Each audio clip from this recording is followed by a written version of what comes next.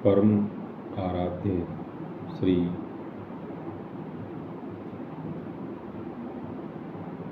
प्रभु भगवान श्री रामचंद्र जी की प्रातःकालीन वंदना में आप सभी का स्वागत है। गोस्वामी जी श्री तुलसीदास जी महाराज के मुखारविंदों से मुखामृत से जो प्रभु श्री रामचंद्र जी की महिमा की अविरल धारा बही है, उसके प्रवाह में आइए आगे की कथा प्रारंभ करते हैं। काहीं भुषुंड सुनहु खगनायक, रामचरित सेवक सुखदायक। नृप मंदिर सुंदर सब भांति, खचित कनक मणि नाना जाति। भुसुंडी जी कहने लगे, हे पक्षीराज सुनिए, श्री राम जी का चरित्र सेवकों को सुख देने वाला। अयोध्या का राजमहल सब प्रकार से सुंदर है। सोने के महल में नाना प्रकार के रत्न जड़े हुए हैं। बरनी न जाई रुचिर अंगनाई, जहाँ खेलनि नित्य चार्यो भाई। जहाँ चारों भाई खेलते हैं, सुंदर आंगन का वर्णन नहीं किया जा सकता। जहाँ चारों भाई नित्य खेलते हैं, माता को सुख देने वाले बाल विनोद करते हुए श्री रघुनाथ जी आंगन में विचर रहे हैं। मरकत मृदुल कलेवर श्यामा, अंग अंग प्रति छवि बहु कामा। नवजा जीव अरुण मृदु चरना, पदज रुचिर नख शशि दुति हरना। मरकत मणि के समान हरिताभ श्याम और कोमल शरीर है। अंग अंग में बहुत से कामदेवों की शोभा छाई हुई है। नवीन कमल के समान लाल लाल कोमल चरण हैं। सुंदर अंगुलियां हैं और नख अपनी ज्योति से चंद्रमा की कांति को भरने वाले हैं। ललित अंक कुलिशादित चारी, नूपुर चारु मधुर रवकारी। बारु पुरट मणि रचित बनाई, कटिक किनिकल मुखर सुहाई। तलवे में वज्र आदि वज्र, अंकुश, ध्वजा और कमल के 4 सुंदर चिन्ह हैं। चरणों में मधुर शब्द करने वाले सुंदर नूपुर हैं। मणियों रत्नों से जड़ी हुई सोने की बनी हुई सुंदर करधनी का शब्द सुहावना लग रहा है। रेखात्रय सुंदर उदर, नाभि रुचिर गंभीर। उर्वायत भ्राजत विविधे, बाल विभूषण जीर। उदर पर सुंदर 3 रेखाएं हैं। नाभि सुंदर है और गहरी है।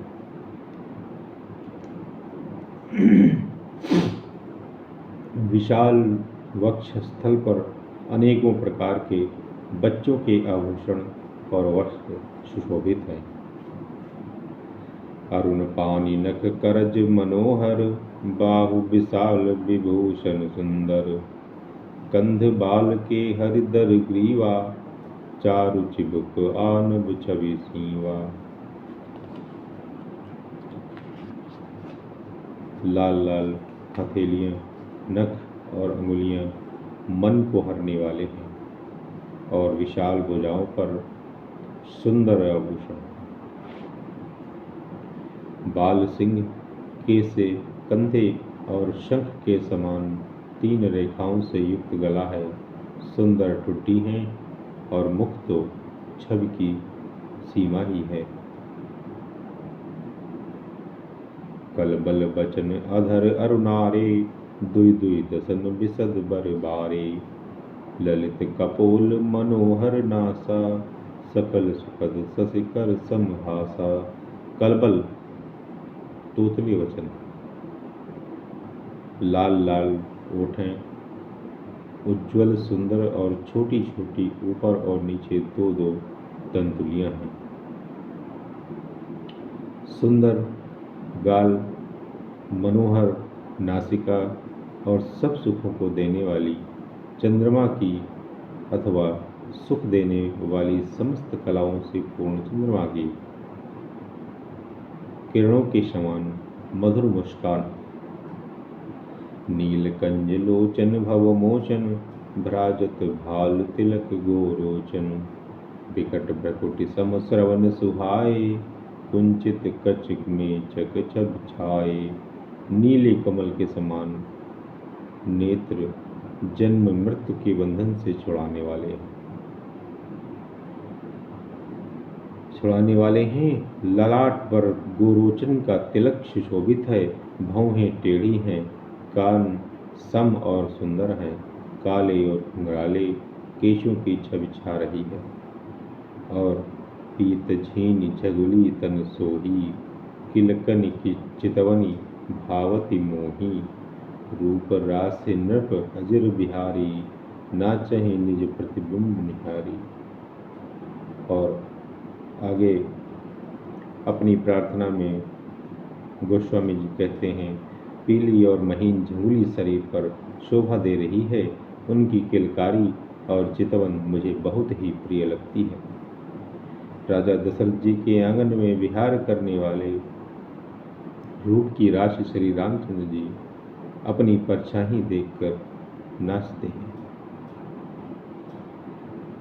मोहि सन करही विविध विधि क्रीड़ा, बरनत मोहि होती अति व्रीड़ा।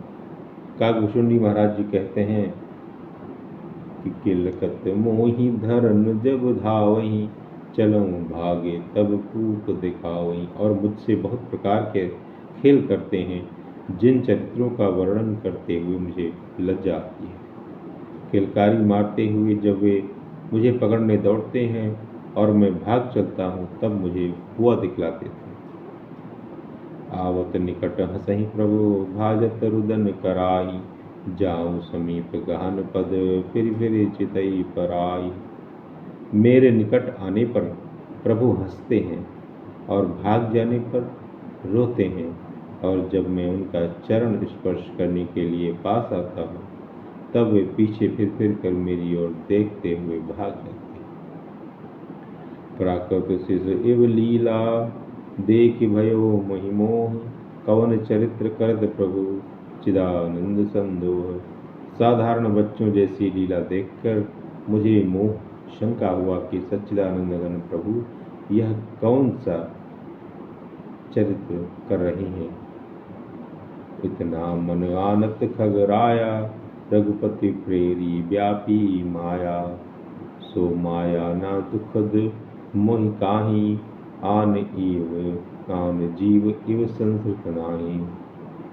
हे पक्षीराज, मन में इतनी शंका लाते ही श्री रघुनाथ जी के द्वारा प्रेरित माया मुझ पर छा गई, परंतु वह माया न तो मुझे दुख देने वाली हुई और न दूसरे जीवों की भांति संसार में डालने वाली। नाथ यहाँ कछु कारण आना, सुनो सुसावधान हरि जाना, ज्ञान अखंड एक सीतावर, माया बस जीव सचराचर। हे नाथ, यहाँ कुछ दूसरा ही कारण है। हे भगवान के वाहन गरुड़ जी, उसे सावधान होकर सुनिए। एक सीतापति श्री राम जी ही अखंड ज्ञान स्वरूप हैं और जड़ चेतन सभी जीव माया के वश में। जो सबके रह ज्ञान एक रस, ईश्वर जीव ही भेद कहूँ कस। माया बस जीव अभिमानी, ईस बस से माया गुण खानी। यदि जीवों को एक रस अखंड ज्ञान रहे तो कहिए फिर ईश्वर और जीव में भेद ही कैसा। अभिमानी जीव माया के वश में है और वह सत्व रजतम इन तीनों गुणों की खान माया ईश्वर के वश में। परबस जीव स्वबस भगवंता, जीव अनेक एक श्री कंता। मुधा भेद जद्यपि कृत माया, बिनु हरि जाई न कोटि उपाया। जीव क्या है? जीव तो परतंत्र है। भगवान क्या है? भगवान स्वतंत्र हैं। जीव अनेक हैं, लेकिन भगवान श्रीपति तो एक ही है। यद्यपि माया का किया हुआ यह भेद असत है, तथापि भगवान के भजन बिना करोड़ों उपाय करने पर भी नहीं जा सकते। रामचंद्र के भजन बिनु जो च पद निर्वाण, ज्ञानवंत अपि सो नर पशु बिनु पूछ विषाम। ऐसा स्वामी जी कहते हैं कि श्री रामचंद्र जी के भजन के बिना जो मोक्ष पद चाहता है, वह मनुष्य ज्ञानवान होने पर भी बिना पूंछ और सिंह का पशु। राकापति षोडश वहीं तारागण समुदाय, सकल गिरिन धवलाइए बिनु रवि रात न जाई। तब सभी तारागणों के साथ 16 कलाओं से पूर्ण चंद्रमा उदय हो और जितने पर्वत हैं उन सब में दावाग्नि लगा दी जाए तो भी सूर्य के उदय हुए बिना रात्रि नहीं जा सकती।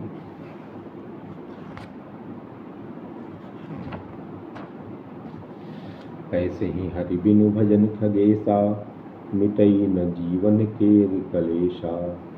हरि सेवक ही न व्याप अविद्या, प्रभु प्रेरित व्यापई तेहि विद्या। हे पक्षीराज, इसी प्रकार श्री हरि के भजन के बिना जीवों का क्लेश नहीं मिटता। श्री हरि के सेवकों को अविद्या नहीं व्यापती। प्रभु की प्रेरणा से उसे विद्या व्याप्ति है। ताते नाश न होई दास कर, भेद भगति बाढ़ी विहंगवर। भ्रमते चकित राम मुहि देखा, बिह से सो सुनु चरित्र विशेखा। वह चरित्र विशेष सुनिए। हे पक्ष श्रेष्ठ, इसी से दास का नाश नहीं होता और भेद भक्ति बढ़ती। श्री राम जी ने मुझे जब भ्रम से चकित देखा तब वे हंसे और वह विशेष चरित्र आप सुनिए। तेहि कौतुक कर मरम न काहूँ, जाना अनुजन मातु पिता हूँ। और जानु पान धाये मोहि धरना, श्यामल गात अरुण कर चरना। उस खेल का मर्म किसी ने नहीं जाना, न छोटे भाइयों ने और न माता पिता ने। वे श्याम शरीर और लाल लाल हथेली और चरण तल वाले बाल रूप श्री राम जी घुटने और हाथों के बल मुझे पकड़ने को दौड़े। तब मैं भागी चलूं उर्गारी, राम गहन कह भुजा पसारी। जिमि जिमि दूरी उड़ाऊं आकाशा, तहाँ बुझ हरि देखूं निज पाशा। हे सर्पों के शत्रु गर्म जी महाराज, तब मैं भाग चला। श्री राम जी ने मुझे पकड़ने के लिए भुजा फैलाई। मैं जैसे जैसे आकाश में दूर उड़ता, वैसे वैसे ही वहाँ श्री हरि की भुजा को अपने पास देखता था। ब्रह्मलोक लग गयो मैं, चितयो पाछ उड़ात। जुग अंगुल कर बीच सब, राम बुझहि मोहि तात। मैं ब्रह्मलोक तक गया और जब उड़ते हुए मैंने पीछे की ओर देखा तो हे तात, श्री राम जी की भुजा में और मुझ में केवल 2 ही अंगुल का बीच था।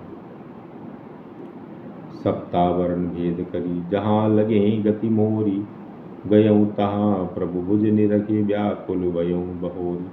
7 आवरणों को भेद कर जहाँ तक मेरी गति थी वहाँ तक मैं गया और पर वहाँ भी प्रभु की भुजा को अपने पीछे देखकर मैं व्याकुल हो गया। मोदेव नयन त्रसित जब भयऊँ, पुनि चितवत कोसलपुर गयऊँ।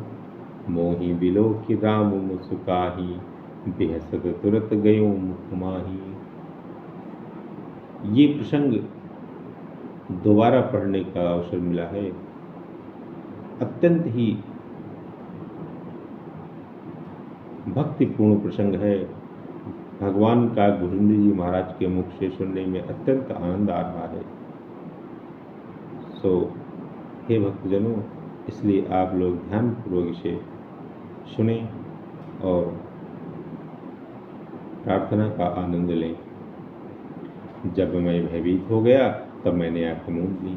काकभूषुंड जी महाराज जी कहते हैं कि जब वो डर गए तब उन्होंने आंखें बंद कर ली, फिर आंखें खोलकर देखते ही अवधपुरी में पहुंच गए और मुझे देखकर श्री राम जी मुस्कुराने लगे। तो ये भी चरित्र स्वभाव से कौवा, जन्म से कौवा, जात से कौवे, भगवान के चरित्र से इन्हें कुछ ऐसा ज्ञान हुआ कि उनके हंसते ही ये उनके मुख में चले गए, प्रभु के मुख में चले गए। और फिर क्या होता है कि उदर माज सुनु अंडज राया, देखो बहु ब्रह्मांड निकाया, अति विचित्रतः लोक अनेका, रचना अधिक एक ते। कहे पक्षीराज सुनिए, मैंने उनके पेट में बहुत से ब्रह्मांडों के समूह देखे।